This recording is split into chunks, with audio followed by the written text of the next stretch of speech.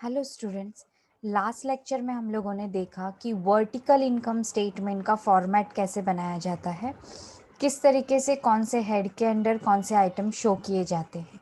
इस वीडियो में इस लेक्चर में हम लोग देखेंगे कि वर्टिकल इनकम स्टेटमेंट के ऊपर अगर आपको सम्स दिए गए तो वो किस तरीके से सॉल्व किए जाते हैं।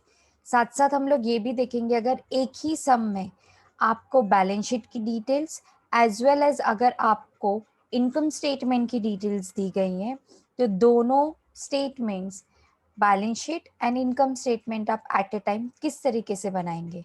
तो लास्ट तक बने रहिए इस वीडियो में ताकि लास्ट तक आपको एक न्यू कंसेप्ट सीखने का मौका मिले। तो चलो स्टार्ट करते हैं। आपकी स्क्रीन के ऊपर आपको एक सम दिख रहा होगा। स्टार्टिंग में मैंने आपके लिए एक छोटा सा सम लिया है मिसिंग फिगर वाला। अगर वर्टिकल इनकम स्टेटमेंट अगर दिया है और सिर्फ इतनी फिगर्स आपको दी हैं तो जो मिसिंग फिगर है उसके कैलकुलेशंस आप किस तरीके से करेंगे ये हमें इस सम में देखना है। तो आपका सम इतना ही है जितना आपको ब्लैक इंक में दिखाई दे रहा है। इतना ही सम अगर आपको दिया है तो ये जो मिसिंग फिल्स है ये आपको किस तरीके से फिलअप करने हैं। तो चलिए स्टार्ट करते हैं। सबसे पहला फिगर आपको दिया गया इधर 2 लाख रुपीस, जिसके सामने बोला गया है कि ये क्या है, आपका प्रॉफिट है। ये कितना है, 25% ऑफ सेल। तो नेट सेल्स कितना होगा, 100% होगा। बट ऑब्वियस है अगर 25% ऑफ सेल्स दिया है तो आप सबको ये पता होगा कि जिस चीज पे परसेंटेज कैलकुलेट किए जाते हैं, जिस फिगर पे परसेंटेज कैलकुलेट किए जाते हैं वो ऑलवेज क्या माना जाता है, 100%। तो ये 100% हो गया। तो यहाँ पर मैं इस तरीके से कैलकुलेशन कर सकती हूँ। मैं आपको कैलकुलेशंस करके बताती हूँ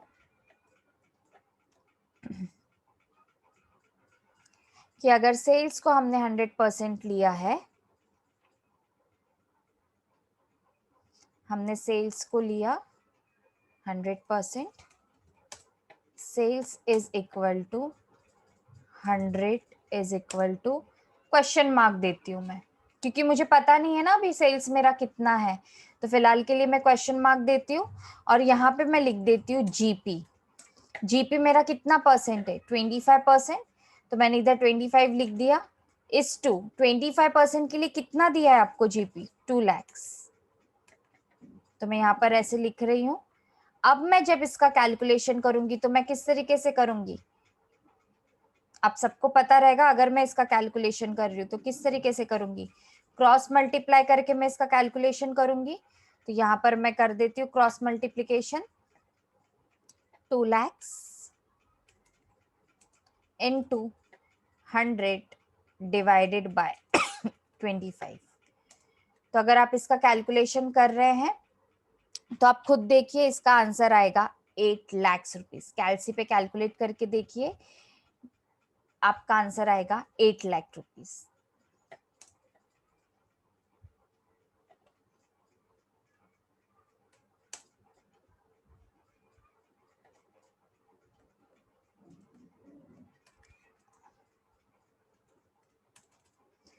फिर भी अगर आपको कुछ डाउट है तो मैं आपको यहाँ पे कैलकुलेट करके बताती हूँ।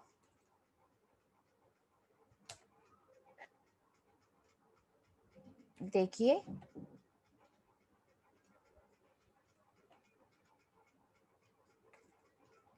मैं यहाँ पर लूंगी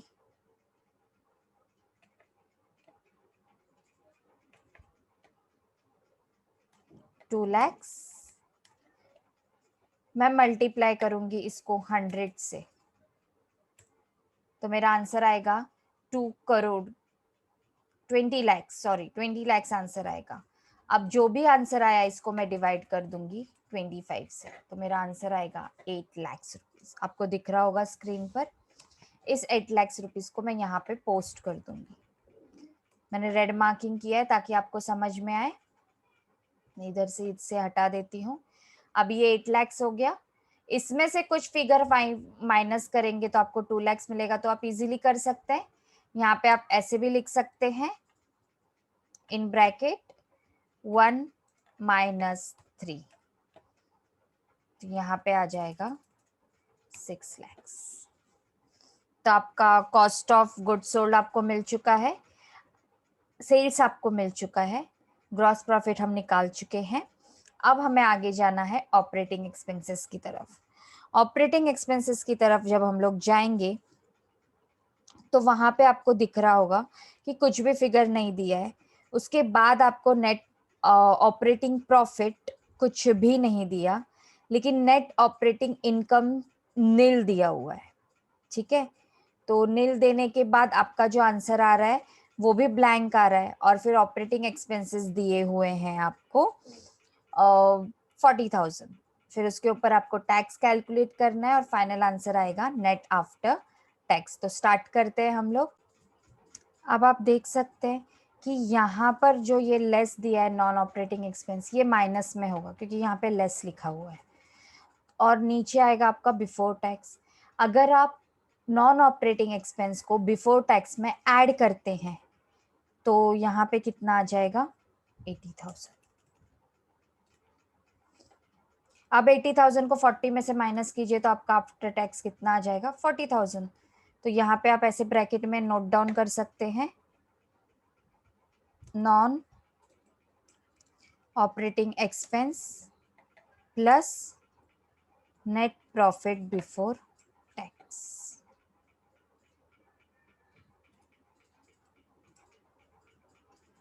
ओके, अब यहाँ पे नील है, यहाँ पर भी कुछ नहीं है, तो ये नील है, तो ये आंसर सेम ही होगा ना, 80,000, क्योंकि यहाँ पे कुछ भी नहीं है।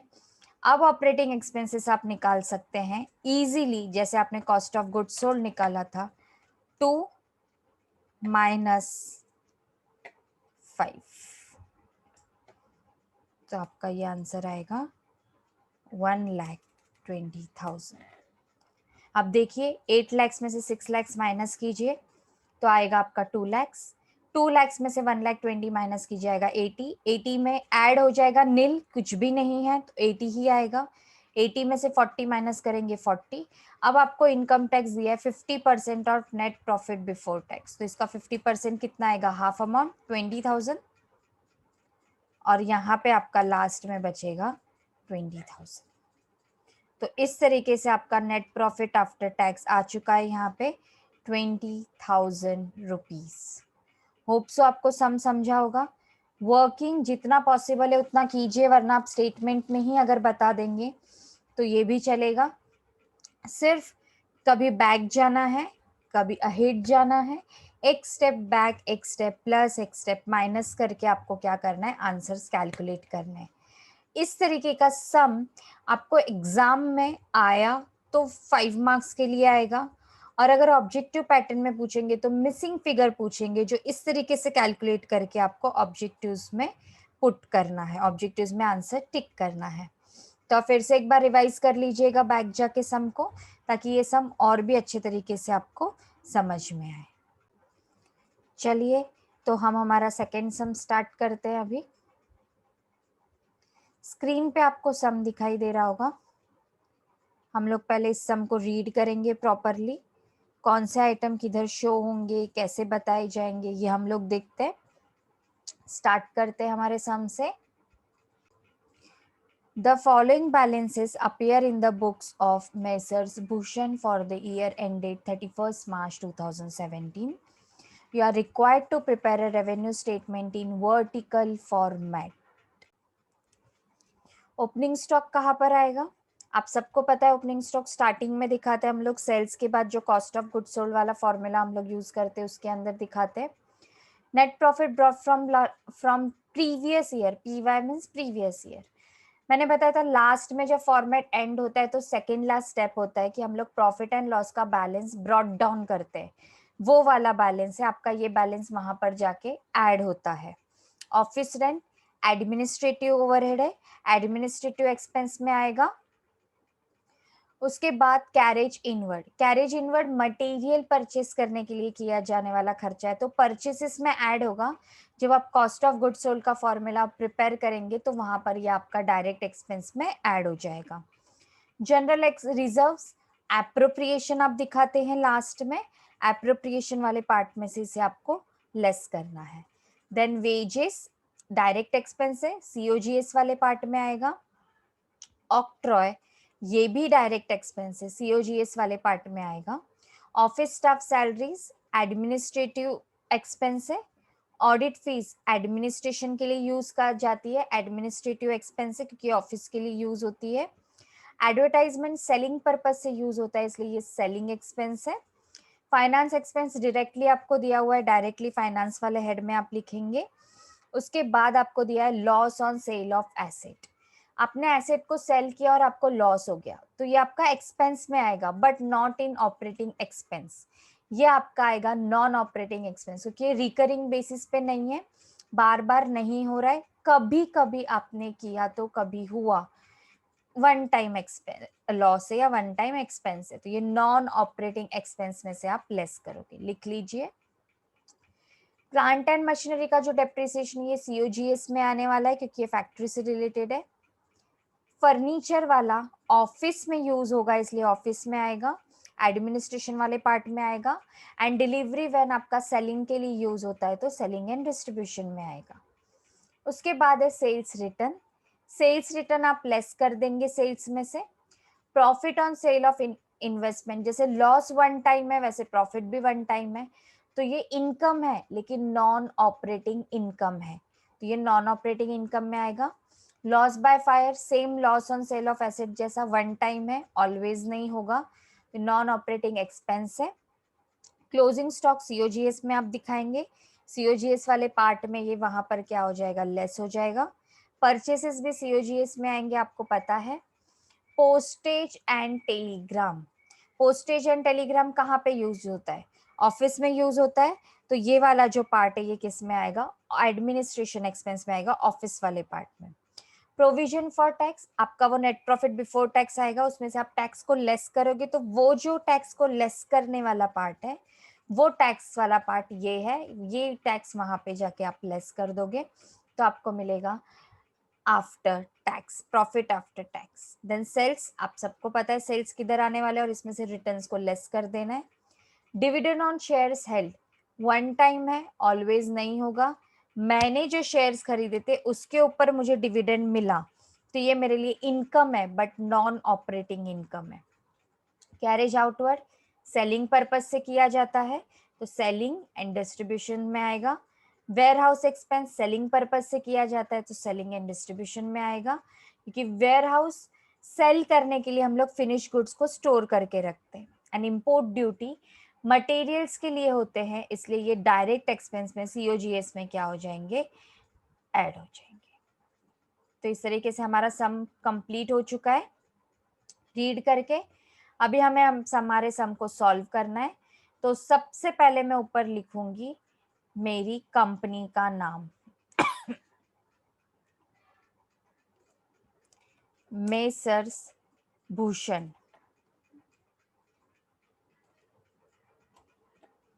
यहाँ पे मैं लिखूंगी वर्टिकल इनकम स्टेटमेंट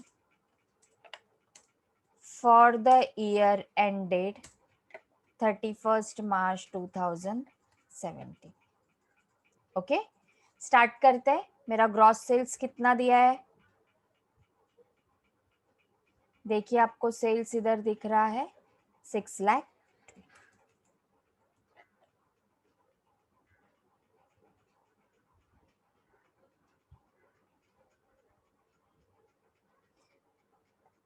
लेस हो जाएंगे आपके रिटर्न्स, 20,000 इधर रिटर्न्स दिए हुए हैं आपको, इसको आप लेस कर देंगे तो आउटर में आपको एक अमाउंट मिलेगा, इसे हम लोग क्लोज कर देते हैं। इधर आपको अमाउंट मिलेगा 6 लाख।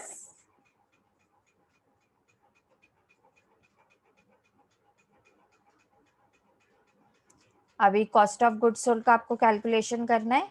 ओपनिंग स्टॉक आपको दिया हुआ है 50,000, फर्स्ट ही दिया है।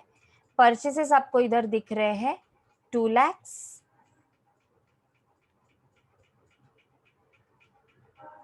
तो मैं यहाँ पर लिख दूंगी 2 लाख। डायरेक्ट एक्सपेंस का कैलकुलेशन आपको करना है, इसलिए आप इसका कैलकुलेशन करेंगे। वेजेस आपको दिए हैं 72,000, कैरेज इनवर्ड आपको दिया है 20,000, आप सम में देख सकते हैं, मैं सम को थोड़ा लार्ज कर देती हूँ। ऑक्ट्रॉय आपको दिया है 5,000, इंपोर्ट ड्यूटी लास्ट में दिया आपको 3,000 एंड डेप्रिसिएशन ऑन प्लांट का डेप्रिसिएशन दिया है 15,000। अभी ये सारा फॉर्मेट के हिसाब से जब मैंने क्वेश्चन रीड किया था, मैंने मेरे लास्ट लेक्चर में बताया था कि जब भी आप क्वेश्चन को रीड करो पहले ही आप उसके हिसाब से अपना फॉर्मेट रेडी कर लो, तो उसके बाद आपको जस्ट उसमें अमाउंट पुट करना होता है। तो उस तरीके से ही मैंने मेरा फॉर्मेट रेडी कर लिया था मेरा क्वेश्चन रीड करने के बाद। और लास्ट में माइनस हो जाएगा क्लोजिंग स्टॉक, तो यहाँ पे आपको क्लोजिंग स्टॉक दिया है 40,000। तो ये कैलकुलेशन कर लेंगे आप, इसे क्लोज कर लीजिए। ये माइनस में लिखना है क्योंकि आपको लेस करना है। अब मुझे फॉर्मूला पुट करना है मेरा, इन सबको ऐड होगा लेकिन सम करूंगी तो ये माइनस में ऑलरेडी साइन दे चुकी हूँ तो ये माइनस हो जाएगा। तो आपका यहाँ पे जो आंसर आएगा वो आएगा 3,25,000। ठीक है, ये जो 3,25,000 आया, ये अब आप नेट सेल्स और 3,25,000 को क्या कर दोगे, उसमें से लेस कर दोगे। आपका जो इनकम है सेल्स का, उसमें से आप जब कॉस्ट ऑफ गुड्स सोल्ड को लेस करोगे तो आपका आउटर में एक अमाउंट मिलेगा जो होगा आपका ग्रॉस प्रॉफिट, क्योंकि कॉस्ट ऑफ गुड्स सोल्ड आपके क्या है, एक्सपेंस है, और 6 लाख आपका इनकम है। तो आपका ग्रॉस प्रॉफिट कितना आएगा, 2,75,000।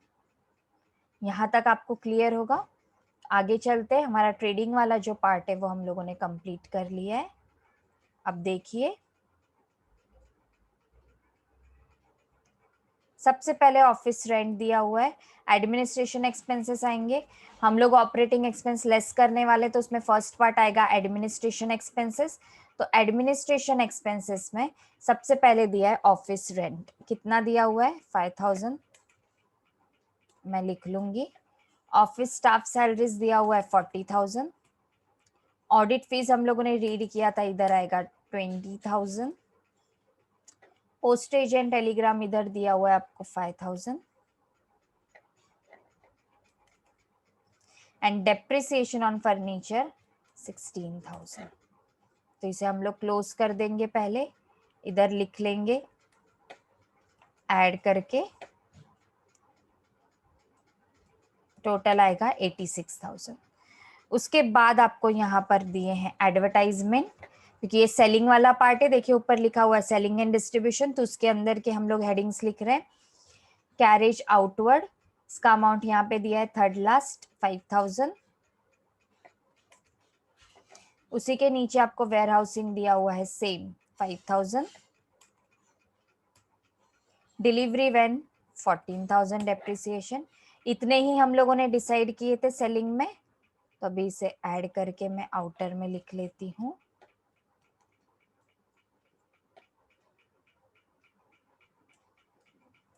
$49,000 एंड फाइनेंस चार्जेस एक ही दिया हुआ है आपको हेडिंग, तो वो डायरेक्टली आपको लिखना है 25,000। तो यहाँ पे इसको क्लोज कर देंगे आप।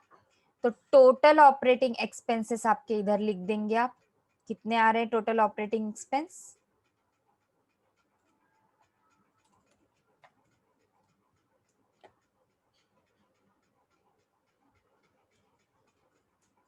$1,60,000। ये आपके टोटल ऑपरेटिंग एक्सपेंस है, इसको आप क्लोज कर दीजिए। 2,75,000 में से आपको ये टोटल ऑपरेटिंग एक्सपेंसेस को क्या करना है, लेस करना है। तो यहाँ पे सबसे पहले मैं इसको रिमूव कर देती हूँ।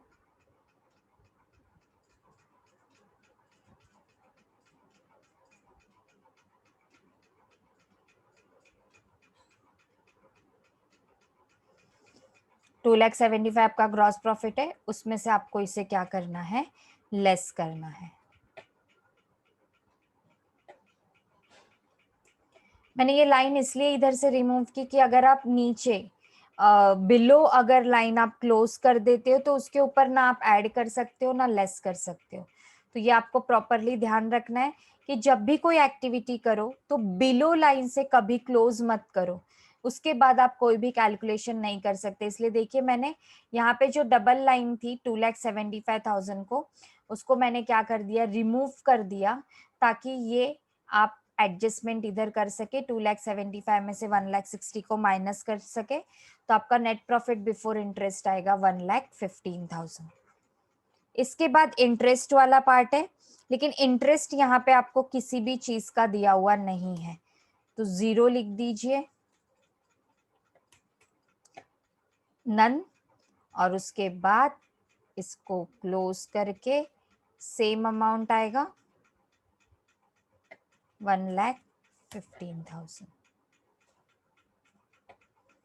उसके बाद नॉन ऑपरेटिंग इनकम है, फिर नॉन ऑपरेटिंग एक्सपेंस है। हम लोगों ने देखे थे हमारे नॉन ऑपरेटिंग इनकम कौन कौन से हैं, देखिए डिविडेंड ऑन शेयर्स कितना है 25,000,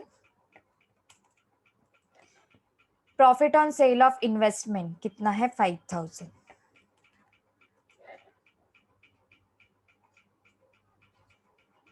दो ही है तो इसको मैं ऐड कर देती हूँ दोनों को, 25 and 5 30,000। Loss on sale of fixed asset ये नॉन ऑपरेटिंग एक्सपेंस में आता था, हमने डिसाइड किया था, तो ये लेस पा होगा, लेकिन पहले जो दो है उसको मैं अंडर में ऐड कर देती हूँ। Loss 30,000 and loss by fire है 5,000, तो टोटल इधर क्लोज करके आउटर में आ जाएगा, टोटल एक्सपेंस है आपका 35,000। होप सो आपको यहाँ तक क्लियर है, यहाँ तक आपको सारी चीजें समझ में आई होंगी। नेक्स्ट पार्ट देखते हैं। अब अगर आप यहाँ पर देख सकते हैं तो जो मेरा इनकम वाला पार्ट है, वो इनकम वाला पार्ट 30,000 रुपीज है और एक्सपेंस वाला पार्ट है 35,000 रुपीज। तो यहाँ पे मेरा जो इन एक्सपेंस है वो ज्यादा है एज कंपेयर टू इनकम, तो यहाँ पर जो आपका आने वाला है ये लॉस आने वाला है, क्योंकि एक्सपेंसेस ज्यादा है इनकम कम है। तो देखिए ये नेक्स्ट पार्ट, ये जो मैंने लिखा है नेट नॉन ऑपरेटिंग इनकम, इधर मैं लिख दूंगी एक्सपेंस, कि मेरा एक्सपेंस वाला पार्ट ज्यादा है। तो यहाँ पर जो आउटर में आएगा, यहाँ पे जो आउटर में आएगा ये माइनस में लिखूंगी मैं 5,000, 30, क्योंकि a माइनस बी ही मुझे करना है, 30 माइनस में 35 करूंगी तो मेरा आंसर आएगा 5,000।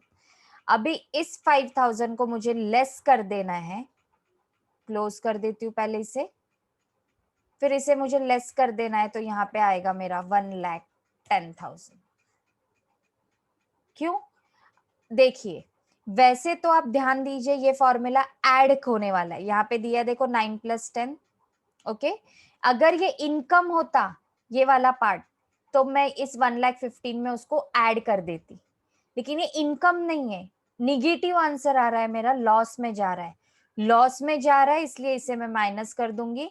इधर माइनस में ही लिखी है, माइनस इधर लिख देंगे, तो अगर इसको इसमें ऐड कर देंगे तो भी आंसर 1,10,000 ही आएगा, क्योंकि आप ऑलरेडी इसे माइनस साइन दे चुके हैं। होप सो आपको इस पार्ट में कोई डिफिकल्टी नहीं होगी। Then next part, income tax provision for tax दिया है आपको 30,000, तो ये यहाँ से आप लेस कर देंगे, तो आपका आंसर कितना आएगा, इधर मैं इधर इसे क्लोज कर देती हूँ पहले, यहाँ पर आप माइनस कर देंगे, क्योंकि आप बीच में प्लस साइन इसलिए दिया क्योंकि वो ऑटोमेटिकली माइनस ही होने वाला है, क्योंकि आपने माइनस साइन दे दिया है 30,000 को। देन मैंने जो ये बोला था नेट प्रॉफिट प्रीवियस ईयर का होता है, इस आपको उसे ऐड करना होता है, वो ये वाला है 60,000, ठीक है। तो आप इसको ऐड कर देंगे,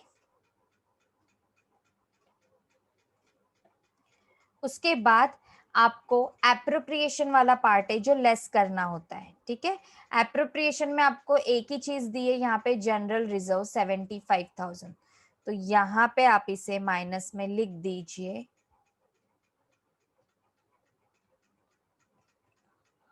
75। नीचे आएगा क्योंकि जनरल रिजर्व नीचे लिखा हुआ है 75,000। ओके, अभी ये जो 75,000 है ये माइनस हो जाएगा और ऊपर वाला 60 ऐड हो जाएगा। तो यहाँ पे फॉर्मूला में डाल सकती हूँ 80 प्लस 60 प्लस 75 डालूंगी, क्योंकि इधर लिख देती हूँ चलो माइनस 75,000। तो आपका जो फाइनल नेट अमाउंट आएगा ये अमाउंट आएगा 65,000, जो आपके लिए आपका नेट रिटेन अर्निंग है या रिटेन प्रॉफिट। ये आपका सम है। वीडियो को पॉज कीजिए, सम को नोट डाउन कीजिए और फिर उसके बाद आपको अपना सॉल्यूशन देखना है इस तरीके से। नाम लिखेंगे, स्टेटमेंट का नाम लिखेंगे, सेल्स रिटर्न्स को माइनस कर देंगे तो नेट सेल्स मिलेगा, उसमें से COGS कैलकुलेट करके माइनस कर देंगे तो आपको ग्रॉस प्रॉफिट मिलेगा। फिर सारे एक्सपेंसेस ऐड करके ऑपरेटिंग एक्सपेंस आपको COGS से माइनस करना है। फिर उसके बाद आपको इनकम एंड एक्सपेंस वाला कैलकुलेशन करना है। ये बड़े ही ध्यान से आपको करना है, क्योंकि 30 माइनस 35 करेंगे तो एक्सपेंस ज्यादा है, माइनस में अमाउंट जाएगा, तो ये ऐड होता है लेकिन माइनस में अमाउंट जा रहा है, निगेटिव हो रहा है, इसलिए ये क्या हो जाएगा, इधर माइनस हो जाएगा। उसमें से आप टैक्स को माइनस कर देंगे। फिर आपका आएगा नेट प्रॉफिट आफ्टर टैक्स, उसमें आप बैलेंस जो लास्ट ईयर का था उसे ऐड कर देंगे और उसमें से आप अपने जनरल रिजर्व्स को लेस कर देंगे एप्रोप्रिएशन वाले पार्ट को। तो फाइनल आपका अमाउंट आएगा रिटेन अर्निंग 65,000। तो वीडियो को पॉज करके आपके अपने बुक में ये नोट डाउन कर लेना है ताकि आपको बेटर तरीके से अंडरस्टैंडिंग आए। और एक सम हम लोग देखते हैं, हमारा next sum related to income statement. Start करते हैं हम लोग।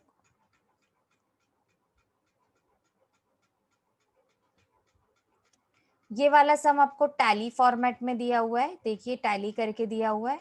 लास्ट वाला जो सम था वो टैली फॉर्मेट में नहीं था, सब कुछ कॉम्बिनेशन में था। चलो स्टार्ट करते हैं। Following is the profit and loss account summary of well balanced limited for the year ended 31 March 2017. You are required to prepare a vertical income statement for the purpose on analysis. तो इधर मैं सबसे पहले नाम लिख देती हूँ, well balance limited.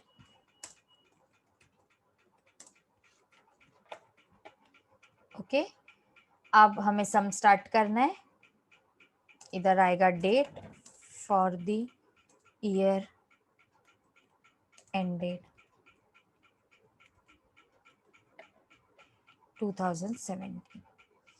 तो देखिए ओपनिंग स्टॉक आपको पता है किधर आने वाला है। अगर मैंने आपको side by side note down करके बता दिया कि ये एक्सपेंसेस किधर आएंगे या ये एंट्रीज किधर आएंगी, तो शायद आपको और बेटर तरीके से समझ में आ जाए। तो मैं उस तरीके से आपको ये वाला सम बता देती हूँ। देखिए ओपनिंग स्टॉक किधर आता है, कॉस्ट ऑफ गुड्स सोल्ड में आता है, तो मैं यहाँ पे लिख देती हूँ 7 लाख।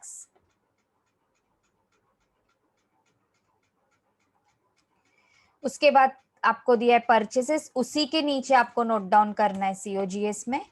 वेजेस डायरेक्ट एक्सपेंस में आते हैं, आपने उधर लिख लिए होंगे ऑलरेडी, जब आप रीड करेंगे तो वहां पे लिख देंगे। फैक्ट्री एक्सपेंस इधर ही आएगा क्योंकि ये डायरेक्ट एक्सपेंस है, लाइन वाइज आपको दिए हैं एक्टिविटीज।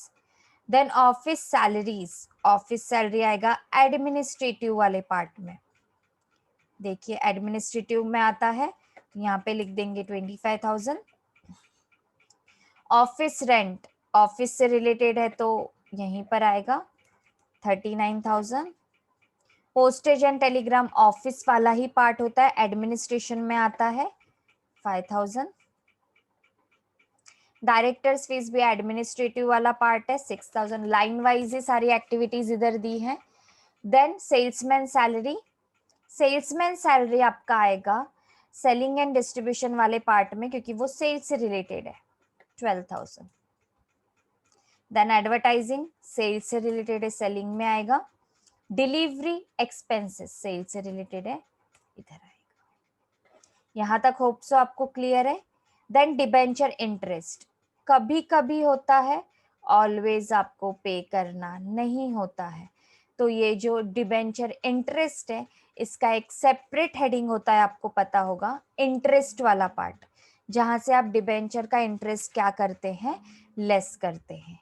ओके, तो ये सेपरेट वाला पार्ट होता है, ये जो पार्ट होता है ये सेपरेट वाला पार्ट होता है।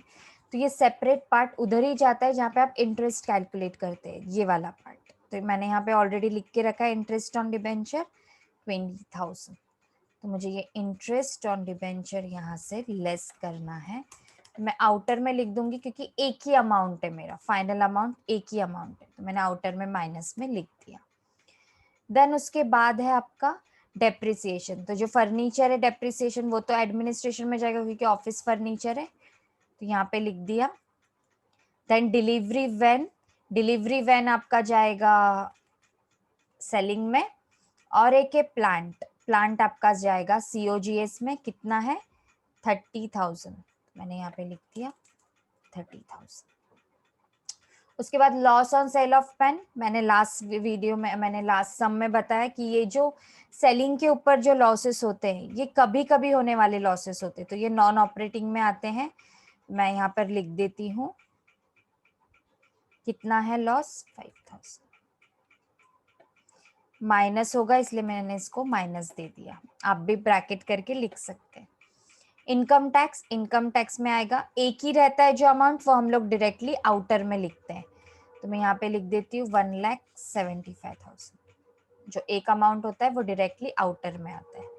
तो मेरा डेबिट साइड कंप्लीट हो चुका है। क्रेडिट साइड देखते हैं हम लोग। सबसे पहले सेल दिया हुआ है, 2 टाइप्स के सेल आपको दिए हुए हैं। वो 2 टाइप के सेल से कैश एंड क्रेडिट। तो कैश देखिए कितना है, 5,20,000, लिख देती हूँ मैं इधर 5,20,000। और क्रेडिट सेल से आपका 15, क्लोज कर दूंगी मैं इसको, आउटर में ले लेती हूँ, दोनों को ऐड करेंगे तो आएगा 20,20,000। इसमें से रिटर्न्स माइनस हो जाएंगे, जो रिटर्न्स दिए हैं आपके 20,000। ठीक है, ये रिटर्न्स माइनस होंगे, मैं इसको क्लोज करती हूँ और आउटर में लेती हूँ। तो मेरा नेट जो सेल्स है वो आ जाएगा 20 लाख।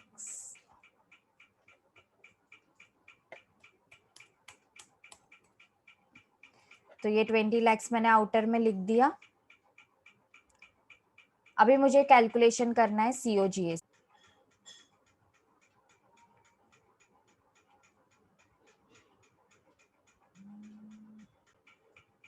नेक्स्ट हम लोगों को यहाँ पे दिया है क्लोजिंग स्टॉक यहाँ पे हम लोग लेस करते हैं, तो मैं यहाँ पे लिख लेती हूँ माइनस में। क्लोजिंग स्टॉक माइनस में होता है क्योंकि आपको उसको लेस करना होता है।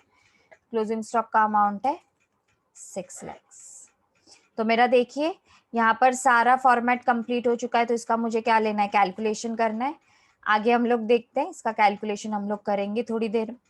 डिविडेंड ऑन इन्वेस्टमेंट और उसके आगे दिया है profit on sale of furniture.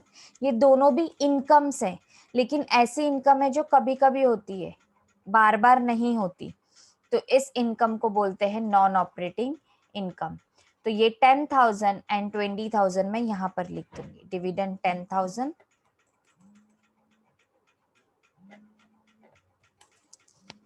और ये आएगा 20,000। तो इसको टोटल करके आउटर में ले लेंगे 30,000।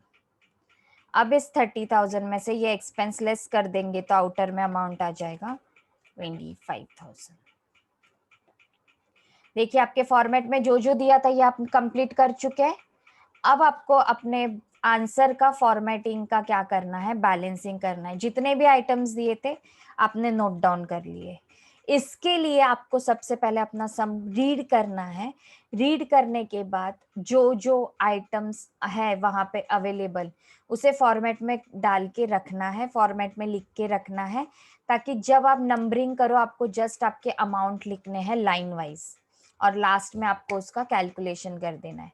आप ऐसे रीड करने के बाद एक एक देखने के लिए जाएंगे और लिखने के लिए जाएंगे, तो उसमें ये हो सकता है कि कोई एक आइटम छूट जाए, ओमिट हो जाए, फिर वो कट करना, एडजस्ट करना। इससे बेटर है आप पहले अपना फॉर्मेट लिख लीजिए, फॉर्मेट लिखने के बाद आप कैलकुलेशन कीजिए। ठीक है, तो हम लोग कैलकुलेशन स्टार्ट करते हैं। कैलकुलेशन के लिए इधर मेरा total cost of goods sold मुझे कैलकुलेट करना है, तो मैं यहाँ पर कर लेती हूँ। सबसे पहले इससे मैं थोड़ा शिफ्ट कर देती हूँ,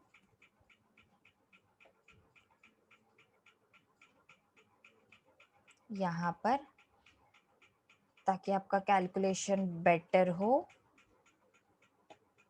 जब कोई ज़्यादा आइटम्स नहीं रहते तो आप सेकेंड कॉलम को यूज़ कीजिए, बेटर है।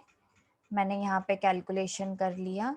सम, इन सबको ऐड इसलिए कर रही हूँ क्योंकि ये लेस वाला अमाउंट ऑटोमेटिकली माइनस हो जाएगा, क्योंकि ऑलरेडी मैंने वो माइनस में ही लिखा है। अब ग्रॉस प्रॉफिट निकालना है। ग्रॉस प्रॉफिट निकालने के लिए सबसे पहले अपर अमाउंट को क्लोज करना है, माइनस करना है। 20 माइनस 15 लाख 30,000, तो आपका ग्रॉस प्रॉफिट आ जाएगा 4,70,000। होप सो आपको यहाँ तक क्लियर है। वीडियो को पॉज कीजिए और एटलीस्ट यहाँ तक अपनी बुक में नोट डाउन कर लीजिए। उसके बाद आपका कैलकुलेशन होगा इसका, हम लोग इसे क्लोज करेंगे। सम, सबको ऐड करना है। यहाँ पर भी सम, सबको ऐड करना है। यहाँ पे फाइनेंस एक्सपेंस नहीं था तो मैंने वो शो ही नहीं किया, ताकि आपको कंफ्यूजन ना हो। ओनली ए प्लस बी। तो अब इन दोनों को ऐड कर देंगे, 670 प्लस 85। इन दोनों को ऐड करना है, क्लोज कर देती हूं मैं।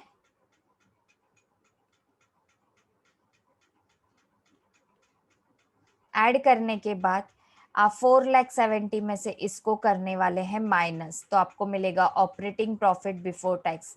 एक्सपेंस है ना, तो आप इसको क्या करेंगे, माइनस करेंगे। 4,70,000 माइनस 1,25,000,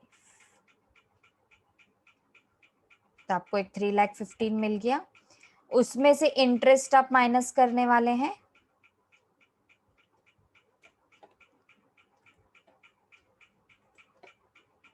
$2,19,000 आ जाएगा। नेट प्रॉफिट आफ्टर इंटरेस्ट, फिर आप ऑलरेडी इसका कैलकुलेशन कर चुके, इनकम में से आपने एक्सपेंस माइनस कर चुके नेट नॉन ऑपरेटिंग का, तो आपको एक अमाउंट मिला है इधर नॉन ऑपरेटिंग 25,000, वो मैं यहाँ पे लिख देती हूँ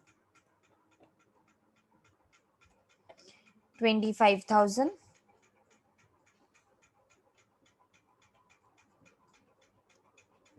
अब हमारा नेट प्रॉफिट बिफोर टैक्स निकालना है आपको, तो आपको ये पॉजिटिव अमाउंट है, ध्यान में रखिए। लास्ट टाइम नेगेटिव अमाउंट था, मैंने लेस किया था।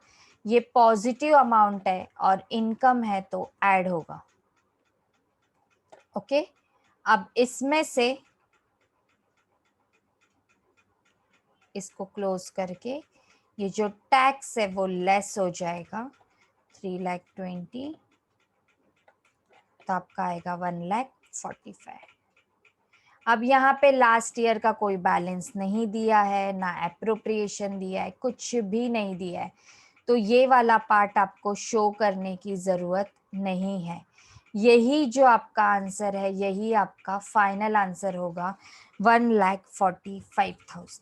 जब आपको एक्स्ट्रा थिंग्स नहीं दी हैं क्वेश्चन में, तो एक्स्ट्रा थिंग्स आपको वहाँ पे दिखाना भी नहीं है, कि नोट भी नहीं करना है, कुछ भी नहीं करना है। बस ये अमाउंट्स आपको प्रॉपरली लिख लेने हैं, ऐड करना है, लेस करना है, उस तरीके से आपको नोट डाउन करना है। तो सम, वीडियो को पॉज कीजिए, मैं सम एनलार्ज कर रही हूँ। अपनी बुक में पहले सम नोट डाउन कीजिए और उसके बाद आपको सॉल्यूशन नोट डाउन करना है। सेल्स में पहले मैंने कैश प्लस क्रेडिट किया, उसके बाद रिटर्न्स को लेस किया, कॉस्ट ऑफ गुड्स सोल्ड का मैंने कैलकुलेशन किया, वो माइनस कर दिया, तो मुझे मिल गया ग्रॉस प्रॉफिट। फिर मैंने एडमिनिस्ट्रेशन सेलिंग को ऐड करके माइनस कर दिया ग्रॉस प्रॉफिट से, तो मुझे एक मिल गया इनकम बिफोर इंटरेस्ट। उसमें से मैंने इंटरेस्ट माइनस किया, तो मुझे मिला नेट प्रॉफिट आफ्टर इंटरेस्ट, उसमें से मैंने वो इनकम ऐड कर दी क्योंकि मेरा पॉजिटिव अमाउंट आ रहा था, नॉन ऑपरेटिंग इनकम को ऐड किया तो बिफोर टैक्स मिला, फिर टैक्स लेस किया तो मुझे नेट प्रॉफिट मिला after tax, and this is your final answer. Hope so आपको यहाँ तक क्लियर है, आपने अपनी बुक में नोट डाउन भी कर लिया होगा। अब हम लोग देखते हैं नेक्स्ट एंड लास्ट सम। तो ये हमारा नेक्स्ट सम है। Following are the balances in the books of Arnav Limited for the year ended 31st March 2017. देखिए, सबसे पहले प्रेफरेंस शेयर कैपिटल, यहाँ पे आपको दो चीजें बनानी है, कंबाइन आपको सारे आइटम्स दिए हुए हैं, आपको सम जब रीड करेंगे तो एक जजमेंट आ जाएगा, बट मैं आपको स्टार्टिंग में बता देती हूँ, यहाँ पे आपको दो चीजें बनानी है, एक इनकम स्टेटमेंट और एक बैलेंस शीट। तो हम लोग को इनकम स्टेटमेंट वाले पार्ट को अलग करना है, बैलेंस शीट वाले पार्ट्स को अलग करना है। तो प्रेफरेंस शेयर कैपिटल आपको पता है कहाँ पर आता है, बैलेंस शीट में आएगा, कैपिटल वाले पार्ट में। एडमिनिस्ट्रेटिव एक्सपेंसेस जाएंगे इनकम स्टेटमेंट में। Cash and bank, current assets, quick asset जो होती है उसमें। Marketable investment at same place, current asset. Depreciation, कुछ भी नहीं बोला है यहाँ पे डेप्रिसिएशन, तो आप अज्यूम करेंगे ये फैक्ट्री से रिलेटेड है। ओके, सीओजीएस वाले पार्ट। डायरेक्ट लेबर सीओजीएस वाले पार्ट में जाएगा। इक्विटी शेयर कैपिटल आपका जाएगा कैपिटल वाले पार्ट में। फिक्स्ड एसेट बैलेंस शीट में फिक्स्ड एसेट में जाएंगे। इनकम टैक्स, वो जो टैक्स अभी हम लोगों ने सॉल्व किया ना, before tax minus tax is equal to after tax, उसमें जाएगा tax. Interest paid income statement में जो आपका पार्ट होता है इंटरेस्ट वाला, जस्ट अभी जो हम लोगों ने किया लास्ट सम में वो। इन्वेंट्रीज करंट एसेट है। लॉन्ग टर्म इन्वेस्टमेंट आपका फिक्स्ड एसेट के बाद जो इन्वेस्टमेंट वाला पार्ट आता है बैलेंस शीट में उधर जाएगा। Other current liabilities, but obvious current liabilities में जाएंगी। अदर डायरेक्ट एक्सपेंसेस सीओजीएस में जाएंगे इनकम स्टेटमेंट में। प्रोविजन फॉर एक्सपेंसेस आपकी लाइबिलिटीज है, आपने प्रोविजंस क्रिएट करके रखा है तो ये लाइबिलिटी में जाएगा, current liability. Then raw material consume income statement में जाएगा सीओजीएस वाले पार्ट में। Reserves and surplus balance sheet में आप शो करते हैं ओन फंड में। सेल्स आपको पता है सबको इनकम स्टेटमेंट में जाता है। सेक्योर्ड लोन बैलेंस शीट में जाता है सेकेंड पार्ट में लोन फंड वाले। सेलिंग एक्सपेंस इनकम स्टेटमेंट में जाएगा। ट्रेड पेबल, पेबल है तो करंट लायबिलिटी, रिसीवेबल है तो current asset. And unsecured term loans भी किधर जाएंगे, बैलेंस शीट में जाएंगे लोन वाले पार्ट में। तो इस तरीके से हम लोगों ने बाइफर्गेशन कर लिया, आप प्रॉपरली लिख लीजिए। लिखने के बाद हमें दो चीजें बनानी है यहाँ पे, बैलेंस शीट और इनकम स्टेटमेंट। जब दो चीजें साथ में बनानी होती हैं तो मैं आपको बता दूं, दोनों चीजों में से सबसे पहले आप बनाओगे इनकम स्टेटमेंट। ओके, ध्यान रखना है आपको, सबसे पहले जो आप बनाने वाले हो वो इनकम स्टेटमेंट बनाने वाले हो। सम को ले लेती हूँ आपके सामने। तो इनकम स्टेटमेंट वाले पार्ट हम लोगों को पता है कौन कौन से, तो हम लोग वो देख लेते हैं और उसके हिसाब से सबसे पहले इनकम स्टेटमेंट का कैलकुलेशन कर लेते हैं। देखिए, प्रेफरेंस शेयर कैपिटल तो यहाँ पर नहीं आएगा, बैलेंस शीट में आएगा। एडमिनिस्ट्रेटिव एक्सपेंसेस इधर आने वाला है, तो एडमिनिस्ट्रेटिव एक्सपेंसेस में इधर लिख लेती हूँ कितना है, 6 लाख।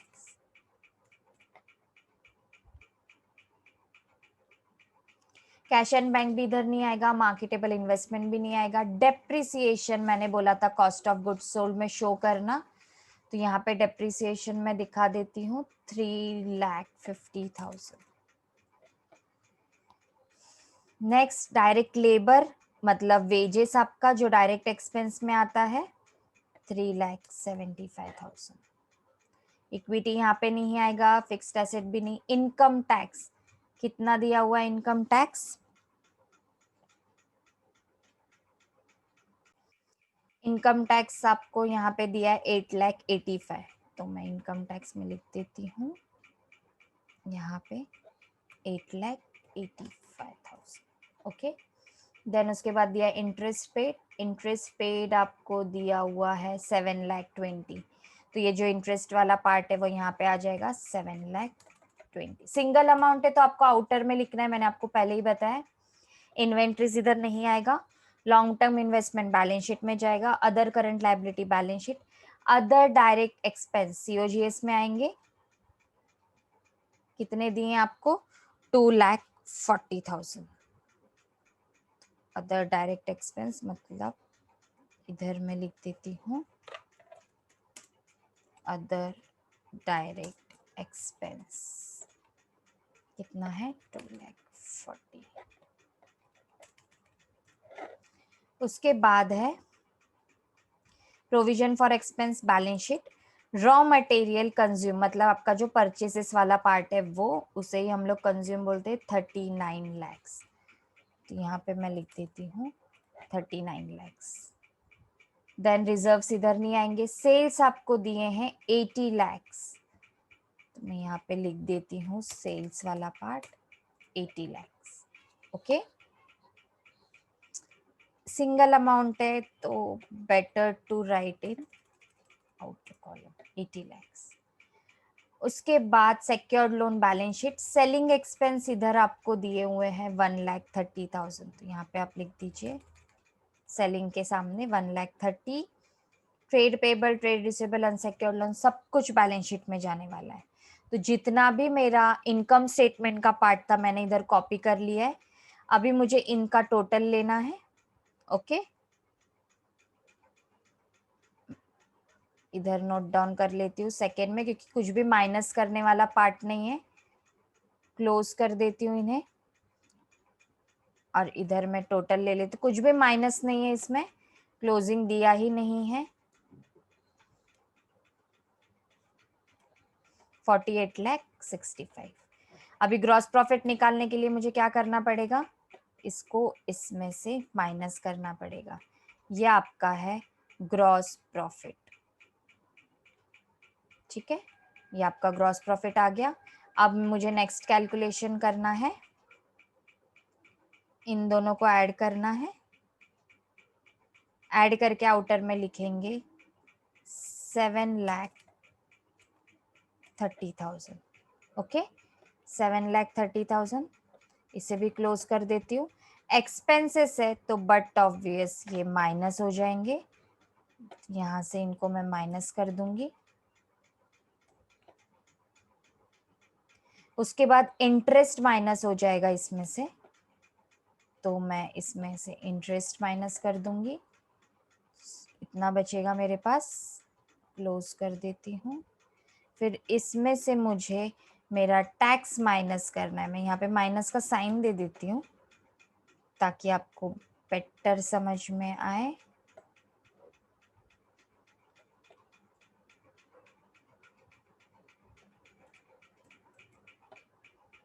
उसके बाद इसे भी मैं माइनस का साइन दे देती हूँ और यहाँ पे कैलकुलेशन हो जाएगा 8 lakhs। तो आपका फाइनल जो फिगर है आपका नेट प्रॉफिट आफ्टर टैक्स आएगा 8 lakhs। अभी आपको एक चीज़ का बहुत ही अच्छी तरीके से ध्यान रखना है। देखिए करना क्या है, मैंने ये छोटा सा पार्ट दिया था इनकम स्टेटमेंट का जो मैंने प्रिपेयर कर लिया है। देखिए आप, आपके सामने फुल अकाउंट है। अभी जो भी बचा है वो पार्ट आपका बचा है बैलेंस शीट वाला पार्ट। सबसे पहले कंफ्यूज नहीं होना है।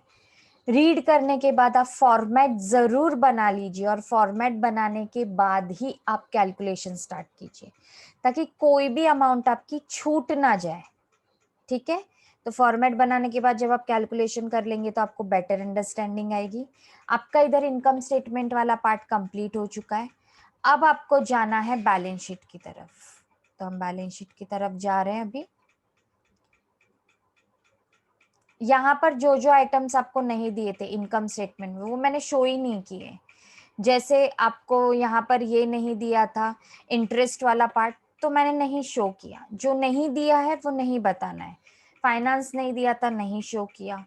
क्लोजिंग स्टॉक एप्रोप्रिएशन नहीं दिया था, नहीं शो किया। जो पार्ट नहीं दिया है उसे शो नहीं करना है, सिंपल, ताकि कंफ्यूजन ना रहे। जो दिया है सीक्वेंस वाइज से उसे शो करना है। प्रेफरेंस शेयर कैपिटल दिया है 10 lakhs, तो लिख देती हूँ मैं 10 lakhs। एडमिनिस्ट्रेटिव हो गया। कैश एंड बैंक आपको दिया है 50,000, तो मैं लिख लूंगी यहाँ पे 50,000। मार्केटेबल इन्वेस्टमेंट भी इधर ही आएगा 4 लाख। डेप्रिसिएशन हो चुका है, डायरेक्ट लेबर हो चुका है, इक्विटी शेयर कैपिटल है आपका 15 लाख, तो इधर लिख देंगे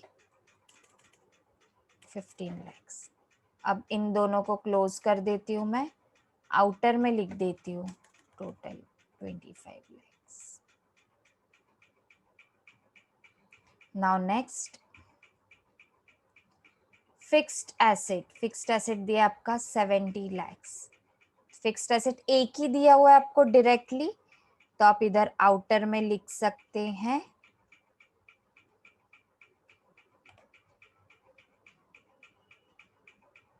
70 लाख। उसके बाद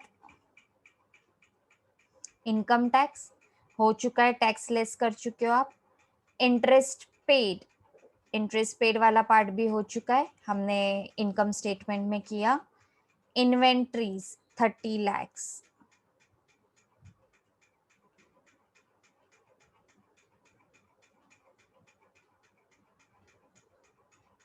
सॉरी इन्वेंट्रीज आपका है, यस 30 लाख आपका इन्वेंट्री है। थोड़ा देखने में ऊपर नीचे हो, तो एग्जाम में बेटर है आपको ऐसी प्रॉब्लम ना हो तो आप स्केल यूज कीजिए, स्केल को हॉरिजॉन्टली रख के आप अमाउंट चेक कीजिए ताकि आपको अंडरस्टैंडिंग आएगी। इन्वेंट्री इधर आएगा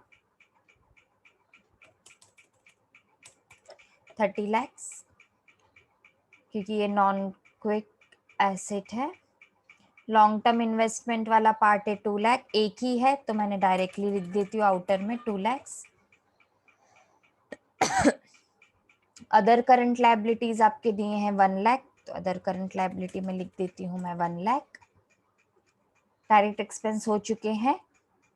प्रोविजन फॉर एक्सपेंस आपकी लायबिलिटी है, लिख लीजिए कितना है 3,25,000। उसके बाद रॉ मटेरियल हो चुका है। रिजर्व्स एंड सरप्लस आपके दिए हैं 3,50,000, तो ये अपर पार्ट में आएगा रिजर्व्स एंड सरप्लस।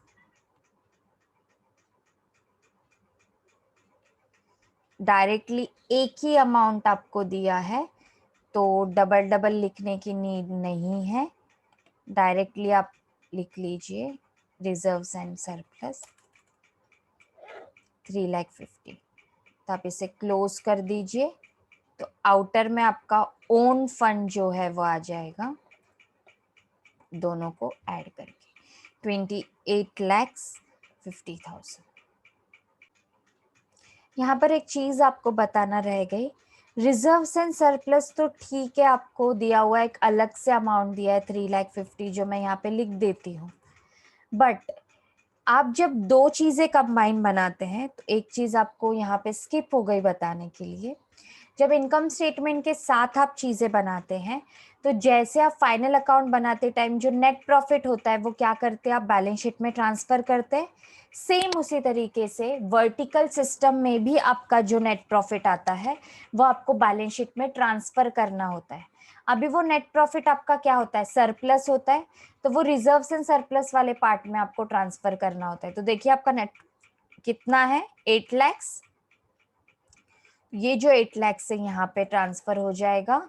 अब आपका टोटल रिजर्व्स आएंगे आउटर में 11,50,000। ओके, होप सो आप सबको क्लियर होगी ये कंसेप्ट। आप जैसे फाइनल अकाउंट में हॉरिजॉन्टल में ट्रांसफर करते हो वैसे यहाँ पर भी ट्रांसफर करना है। अब अगर ये लॉस होता तो फिक्टिशियस करके यहाँ से क्या हो जाता, लेस हो जाता। अभी प्रॉफिट है इसलिए यहाँ पे ऐड हो गया, तब इसे क्लोज कर देते। आउटर में आएगा 25 प्लस 1150 3650। ओके, नेक्स्ट पार्ट है आपका सेल्स जो आप ऑलरेडी कर चुके हो। सिक्योर टर्म लोन 60,000, मैं यहाँ पे लिख देती हूँ 60,000।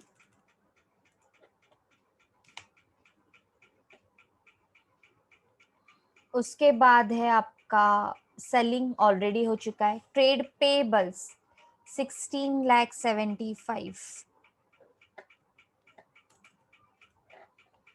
ट्रेड रिसीवेबल 18,50,000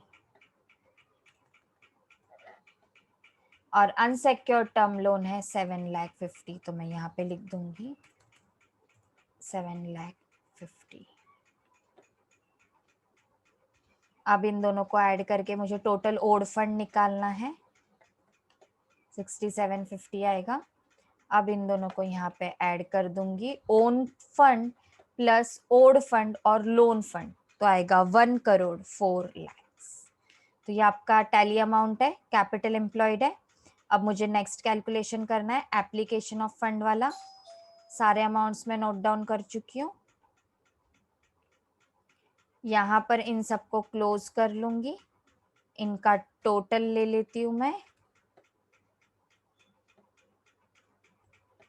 इसमें इन्वेंटरीज को ऐड करूंगी तो टोटल बाहर आएगा 23 + 30। यहाँ पर इसको क्लोज कर दूंगी, लायबिलिटीज का कैलकुलेशन कर लूंगी।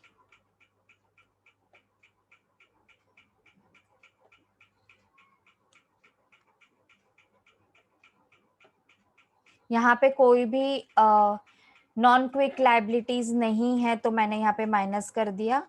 तो यहाँ पे आउटर में टोटल करंट लायबिलिटीज सेम आएगा 21 lakhs। अभी मुझे करंट एसेट्स में से करंट लायबिलिटी माइनस करके यहाँ पे शो करना है, तो मैं माइनस कर देती हूँ दोनों को, तो आएगा 32 lakhs। अभी ये जो 32 lakhs है ये आपके लिए क्या है, आपका वर्किंग कैपिटल। ओके, ये आपके लिए क्या है, आपका वर्किंग कैपिटल। अब इस वर्किंग कैपिटल को आपको क्या करना है, इन सब में ऐड करना है। इन तीनों को क्या करना है, ऐड करना है। Fixed asset plus investment plus working capital, ये वाला पार्ट आपको इधर दिखाना है। तो देखिए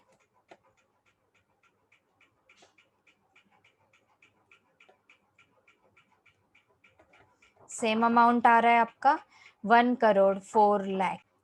तो यहाँ पे आप देख सकते हैं आपका जो बैलेंस शीट है ये यहाँ पर टैली हो चुका है। देखिए 1,04,00,000 और यहाँ पर भी आया है 1,04,00,000। तो ये है आपका सम। देखिए हमारा लास्ट सम जो मैंने आपको बोला था कि आपको कंबाइन तरीके से सॉल्व करना है, दोनों चीजें आपको एक साथ सॉल्व करनी है, ये वो सम था। बुक में पहले सम नोट डाउन कर लीजिए वीडियो पॉज करके, फिर मैं आपको दिखा रही हूँ सॉल्यूशन। ये इसका सॉल्यूशन है। सबसे पहले हमने इनकम स्टेटमेंट बनाया, इनकम स्टेटमेंट बनाने के बाद बैलेंस शीट बनाया। इनकम स्टेटमेंट का जो प्रॉफिट था ये मैंने ट्रांसफर किया रिजर्व्स एंड सरप्लस में। मैंने अपने बैलेंस शीट के सारे आइटम्स नोट डाउन किए, ट्रांसफर किए, कैलकुलेशंस किए और लास्ट में मेरा बैलेंस शीट टैली किया।